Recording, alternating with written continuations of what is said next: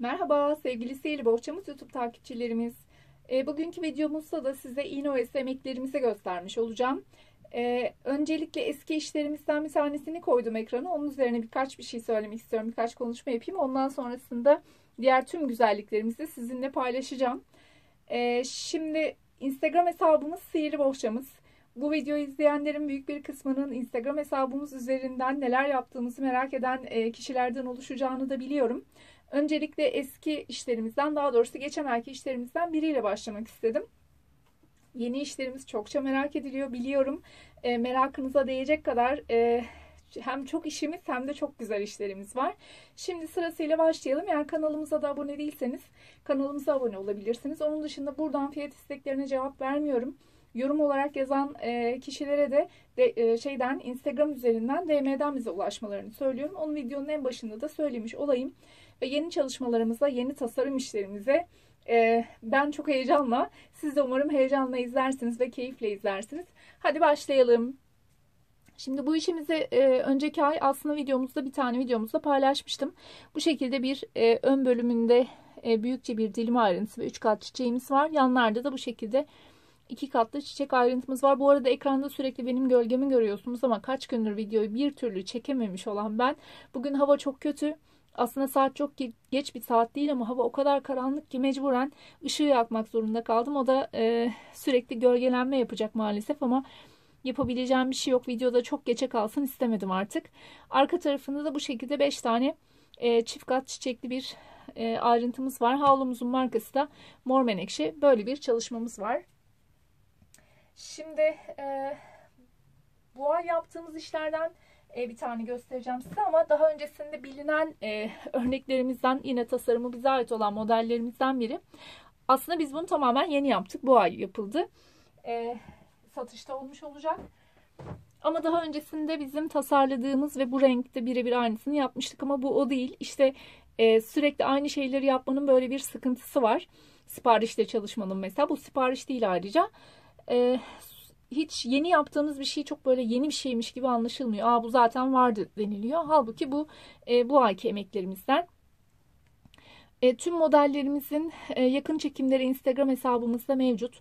Örneklerimizi yapmak isteyenler için onu söylemiş olayım. Şimdi bu güzellikten sonra hardal rengi çok sevildi diye zaten özellikle de videoya bu şekilde hazırladım. Şimdi şöyle bir çalışma yaptık biz. Hemen yeni işlerimizden birine geçmiş olayım sizler için. Şimdi bu çalışmamızda daha öncesinde biz bu tarz hem işleyerek hem kenarına lale motifi yaparak havlu yapmıştık. Mor rengiyle yapmıştık, pembe konseptli yapmıştık. Hardal tonları çok sevildiği için kuzenim sağ olsun bu sefer hardal tonlarında çalışmak istedi. Havlunun ortasında hem kaneviçe işlemesini yaptı hem de uçlarına şu şekilde laleler hazırladı. Tek kenarında 3, 6, 7 tane lale var. Çift taraflıdır. Gonca havlumuzun markası. Hem orta bölümünde işlememiz var hem de kenarlarına böyle laleler yaptık. Bu ay sayfada hep bahsetmiştim, işlemeli işlerimiz de var diye. Bir yenisiyle devam edeyim size. Arka arkaya koymuşum video hazırlarken de. Şu şekilde farklı bir model daha.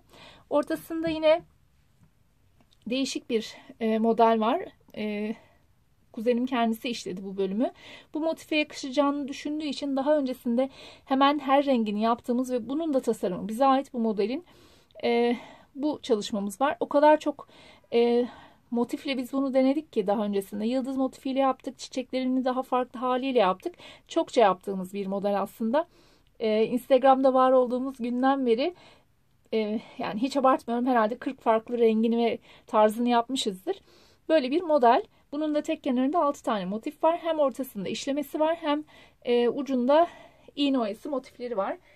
Bir tane daha işlemeli bir şey göstereyim.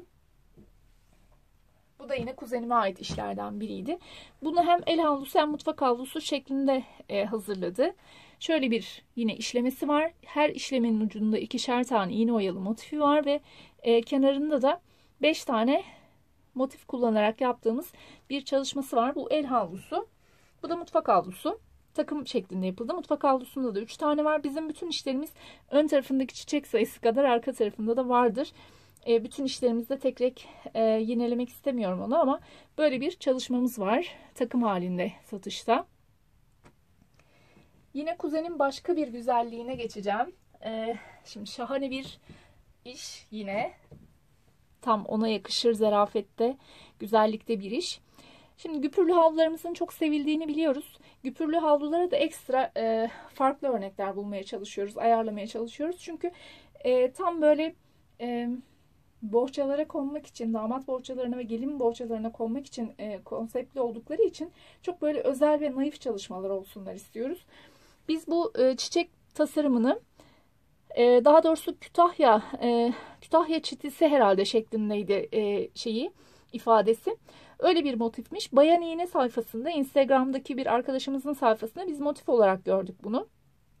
Kendisi şahane bir salon takımı dizayn etmiş bundan. Biz de daha doğrusu kuzenim de bunu havluya uyarlamak istedi. Havluya ne şekilde yaparız diye düşünürken böyle bir tasarım çıktı ortaya.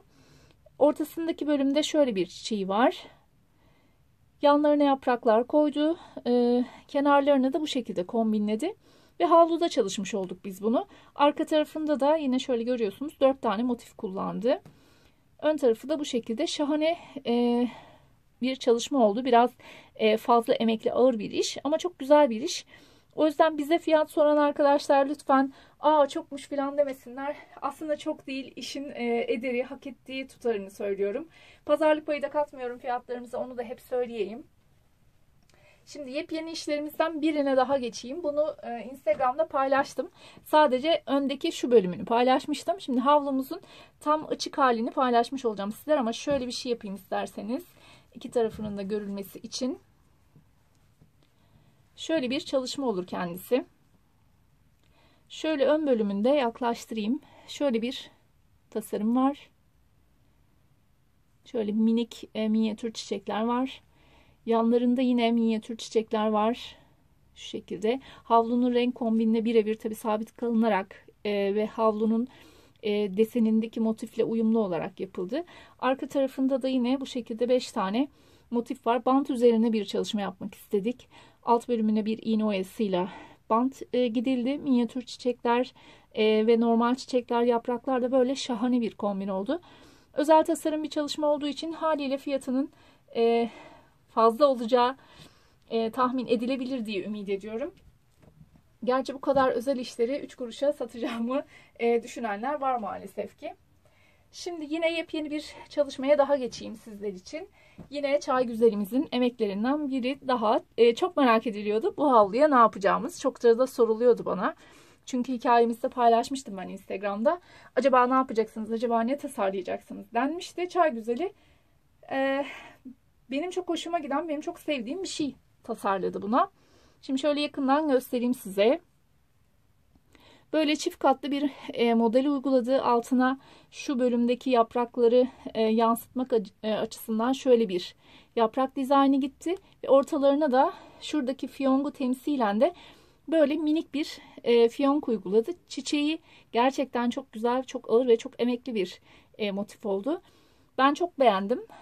Umarım siz de tabii benim kadar beğenirsiniz. Ön tarafında 4 tane motif kullandı. Arka tarafında şöyle motiflerin aralarında kullandı. Aslında şuralara da yaprak yapmıştı ama sonrasında o yapraklar işi çok daha ağırlaştırıyor. Gerek yok dedim ben.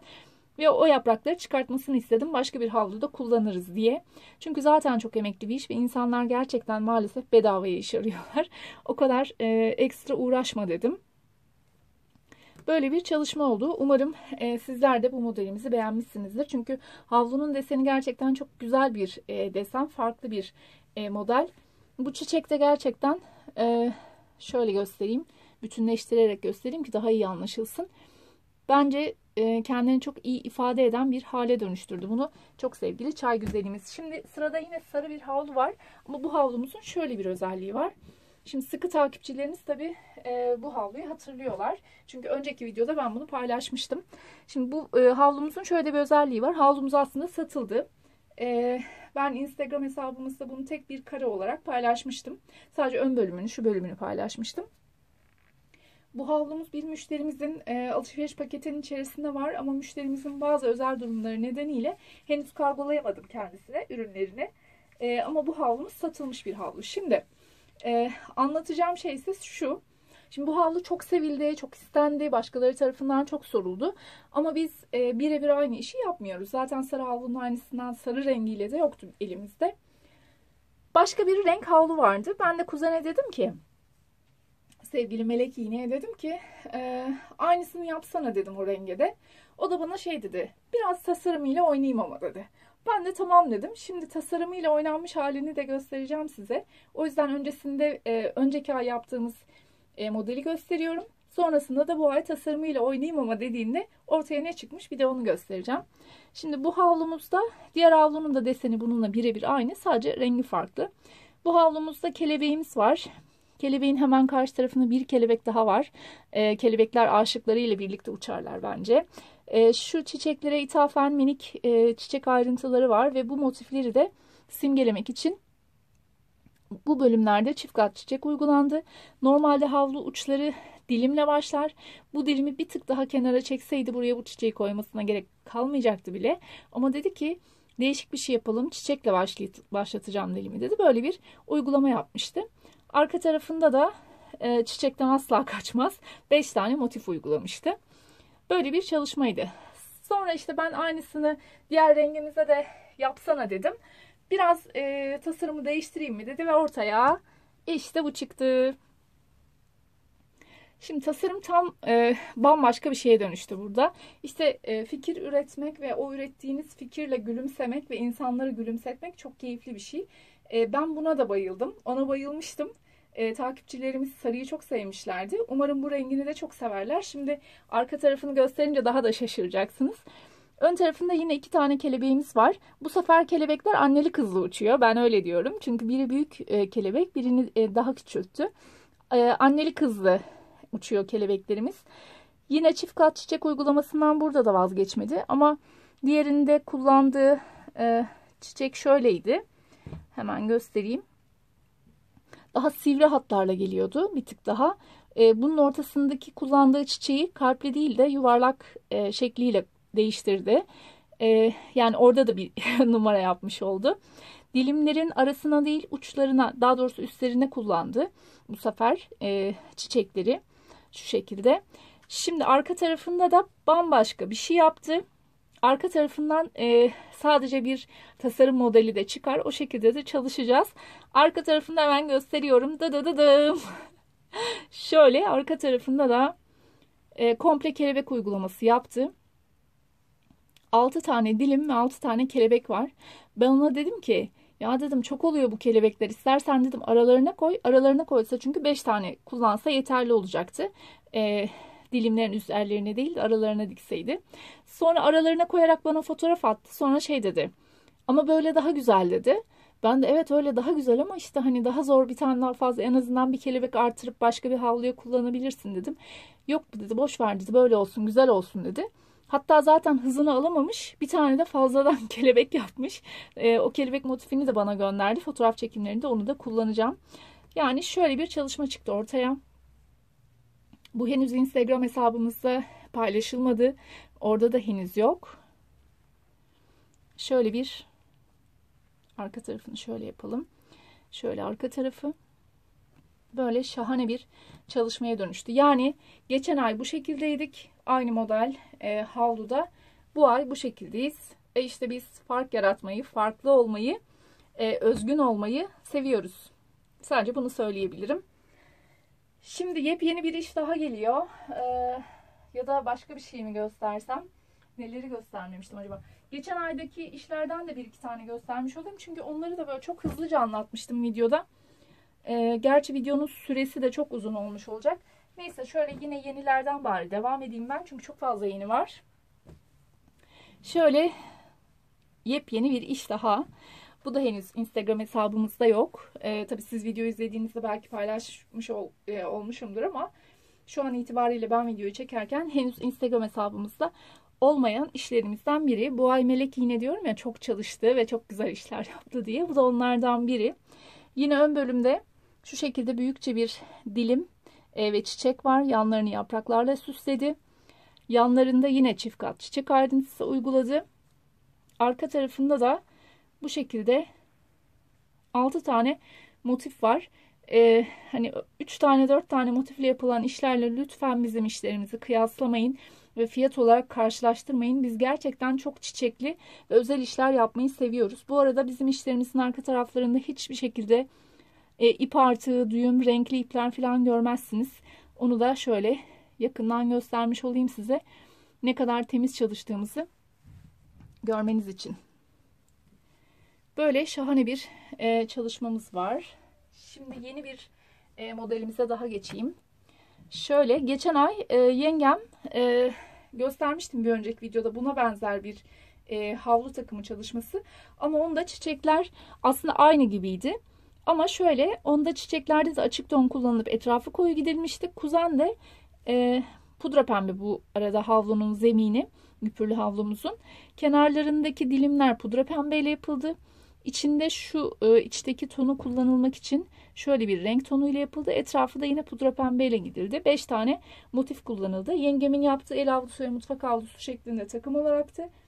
Şu an o yakınımda değil. Onu da göstermek isterdim size ama bu ondan farklı bir havlu. Tonlamaları da farklı. Sadece çiçek motifi aynı aslında. Şimdi yine yeni bir işe daha geçmiş olayım. Sayfada paylaştıklarımdan biri bu. Hatta ben videoyu çekerken yani şu an itibariyle sayfanın en son görselinde bu vardı. Şöyle şahane bir çalışmamız. Şimdi güllü havlu modelini ben çok seviyorum. Satın alırken havluları ben satın aldığım için sürekli bu şeyde desenli havlu satın alırım hep bizimkilere. Şöyle bir tasarım yaptı bunu kuzencim, sağ olsun, melek iğnemiz. 3 katlı bir çiçek kullandı ön bölümünde. Altına şu yaprakları yaptı. Sonra kendisi aslında dikmedi onları. Koymayı da düşünmedi. Ben de ya dedim, yaptın, o çok ayrı bir hava katıyor, niye kullanmadın dedim. O da bana gönderdi kargo ile birlikte. Sen elindeysin. Sen bir şeyler düşün. Ne şekilde istiyorsan o şekilde kombinle dedi. Ben de böyle altına su yolu şeklinde yeşil yaprakları gitmek istedim. Ve bence çok güzel oldu ve çok farklı, özel bir hava katmış oldu. Yanlarda 2 katlı motif ayrıntısı kullanıldı. Ortalarında yine tohumlarımız var. Arka tarafında da şöyle göstermiş olayım size. 5 tane yine çift katlı çiçek uygulaması var. Yani öne 2 katlı yapıyoruz. Arkaya da tek kat yapalım kolay gitsin yine demiyoruz. Gördüğünüz gibi. Arkasındaki çiçekler de yine çift katlı formda. Şimdi çok merak edilen 2 havlu kaldı geride. Sayfada paylaştığım ve herkesin çok beğendiği, benim de tabii ki çok beğendiğim. Şimdi onlardan bir tanesini göstermiş olayım size. Valla bu ay ben zaten her ay söylüyorum akılları almaya geliyoruz diye. Bence bu ay akılların alındığı ya da böyle nasıl diyeyim, yani çok emek verdiğimiz için biz çok heyecanla, çok keyifle, çok şevkle yapıyoruz bu güzellikleri. Kuzenler çalışırken o şekilde çalışıyor. Ben inanın fotoğraf çekerken ve size yansıtırken, şimdi size anlatırken çok ciddi bir heyecan duyuyorum ve mutluluk duyuyorum. Böyle güzel işler yaptığımız için. Özel işleri, tasarım işleri biz çok seviyoruz. Bundan sonrasında da hep öyle gidecek. Çünkü sıradan olan, başka sayfalarda çokça görmeye alıştığımız işler değil de böyle bize özel, sihirli bohçamıza özel işler yapmak bize inanılmaz keyif veriyor. Şimdi havlumuzun her ayrıntısı çokça. Yakın çekimleri Instagram hesabımızda var. Şu gölgelenmeler keşke olmasaydı, ışığı yakmak zorunda kalmasaydım bu video için ama maalesef böyle bir zamana denk geldi videomuz. Böyle minik kele olanlarımız var. Ön bölümünde çift kat çiçek var. Yanları bu şekilde. Şimdi arka tarafını da size gösterdiğim zaman bizim gerçekten ne kadar emek verdiğimizi çok daha iyi anlamış olacaksınız. Havlumuzun arka tarafı da bu şekilde. 8 tane motif var arka tarafında da. Sadece motifleri serpiştirip boş bırakmak istemedik. Öndeki bu yapraklarla giden su yolu dediğim şeyi burada da gittik. Gerçekten çok emek verilerek yapılan bir iş olduğu için fiyatının fazla olması çok tabii. Çünkü çok emek sarf edildi. Öyle 2 günde biten havlularımız yok bizim. Çünkü o tarz örneklerimiz yok. Ağır işler, güzel işler yapıyoruz. Farklı işler yapıyoruz ve çok iyi işçilikle yapıyoruz işlerimizi.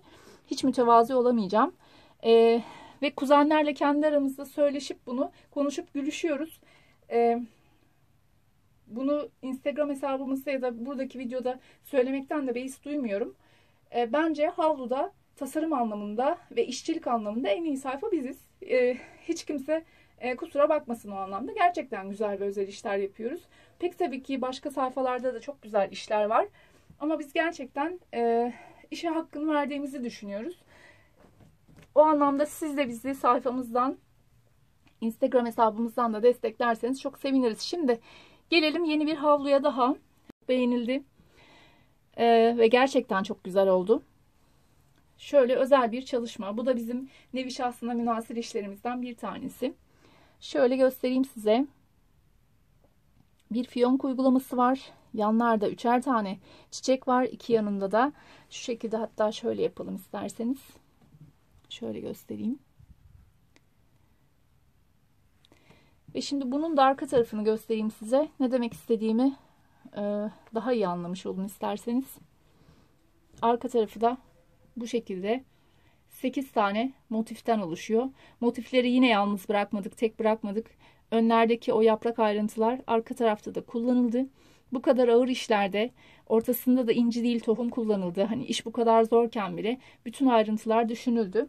O yüzden lütfen ama lütfen çok pahalıymış demeyin. Söylediğimiz fiyatlar işin layığı ve hak ettiği fiyatlar. Güzel işler, özel işler, farklı işler yapmayı seviyoruz. Bu böyle devam edecek. Sihirli bohçamız olarak biz çok keyif alıyoruz farklılık yaratmaktan. Siz de eğer farklı işler ve özel işler seviyorsanız Instagram hesabımız Sihirli Bohçamızda bekleriz. Satın almak için de ya da örneklerimizden yapabilirsiniz de, ama yaptığımız örneklerde bizim tasarımlarımızda bizi de etiketlerseniz, tasarımın bize ait olduğunu da özellikle belirtirseniz çok mutlu oluruz. Çünkü ciddi bir emek sarf ediliyor. Hem fikirsel anlamda, zihinsel olarak hem de işçilikleriyle yapılırken bu böyle. Görsellerimizi çalıp üzerlerine kendi sayfa ismini yazan hiç kimseye de hakkımı helal etmiyorum. Başka insanları dolandırıyorlar bizim işlerimizle ve bizim emeklerimizle. Umarım bu ayki işlerimizi de çok sevmiş ve beğenmişsinizdir. Yorum kısmında favori havlunuzun hangisi olduğunu yazarsanız çok mutlu olurum. Instagram takipçilerimin bu videoyu özellikle beklediğini biliyorum. Onlardan mutlaka ki yorum bekliyorum videonun altına. En çok hangi havludaki tasarımı beğendiniz diye. Herkese kucak dolusu sevgiler, selamlar gönderiyorum. İzlediğiniz için çok ama çok teşekkürler. Kanalımıza da abone değilseniz abone olursanız çok seviniriz. Hoşça kalın.